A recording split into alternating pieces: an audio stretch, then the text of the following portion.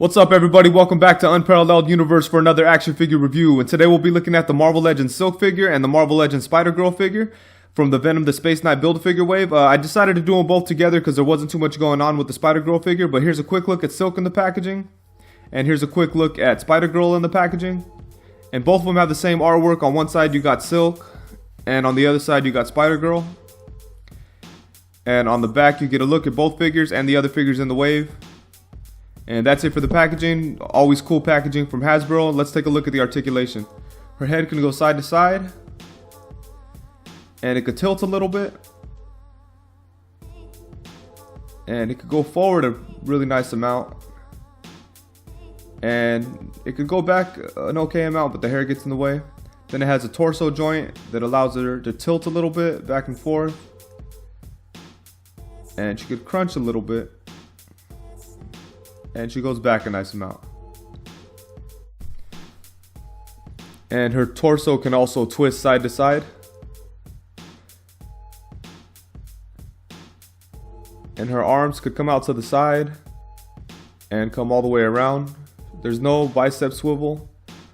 And there's a single jointed elbow, and that has a swivel instead of the bicep. Then at the hand she could hinge up and down, and it could swivel. For her legs,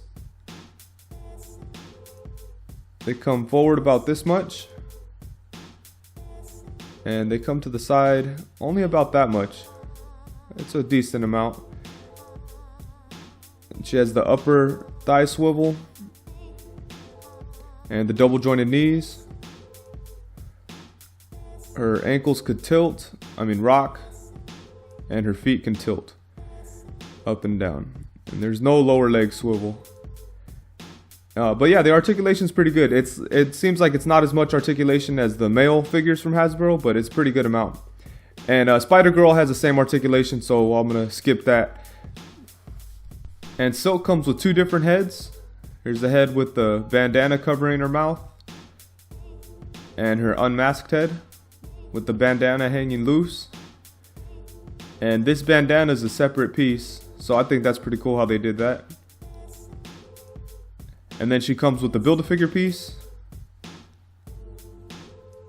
And then Spider-Girl comes with no accessories except for the torso for Venom The Spaceknight. For some size comparisons, here she is next to Miles Morales' Spider-Man and Marvel Legends Namor. And here she is next to Pizza Spider-Man and Spider-Girl. And here she is next to Marvel Legends Nick Fury and Marvel Legends Venom. And here she is next to DC Icons Harley Quinn and DC Icons Flash. So let's take a closer look at the figure here. I think they did a pretty nice job on her. There isn't too many paint imperfections or anything like that. The sculpt is very basic. It's a body that we've already seen a bunch of times. I think it's the same body as White Tiger. And I don't pick up every single Marvel Legends figure, so I'm not quite bored of this body yet. I have only maybe 2 figures that use it, so that might be a big part of the reason why I like this figure so much. I'm not quite bored of this one yet. But yeah, they did a really nice job. I like the design of Silk. She seems like a cool character. I don't know too much about her, but I looked her up on Wikipedia. She seems like a character that they were able to integrate into Spider-Man history pretty good, so that's very cool. And yeah, I really like the design of the character, and that really made me like the figure more. And here's a closer look at the face. They did a really nice job on the head sculpt. I really like the hair. It's pretty soft, but it still gets in the way kind of. But it looks very nice. I like the blue shading in there. Looks very cool. And I really like her mask too. I like that it's just a bandana over her face. That's dope. And they did a really nice job on the sculpt. And here's the unmasked look, which I also really like. Looks very good. I've seen a lot of people say they could use this figure for like a Netflix Elektra custom. I think that's a very good idea. And you got the blue shading on the hair here as well. Yeah, she looks very cool. And I really like that the bandana isn't attached to her head or anything like that. I like that it's just its own free-flowing piece. And here's a quick look at Spider-Girl. Again, it's pretty much the same body, but you know, the sculpt is cool. All the spider lines are painted really well. There's none that are messed up or anything like that I saw anyways. But yeah, I think it's the same body as Silk except for the upper torso. It looks a little bit different. And they gave her a gripping hand, but they didn't give her anything to hold. So that's kind of weak. And here's a closer look at the head sculpt. I do like the head sculpt a lot. The mask is sculpted on, and you got some cool earrings in her ear. That looks pretty dope.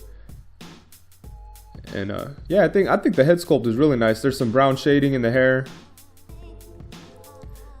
Yeah, they did a nice job on the head sculpt. So overall, the Spider-Girl figure is okay. This is a body that we've seen a bunch of times before, and it's cool and stuff, but it's just nothing new.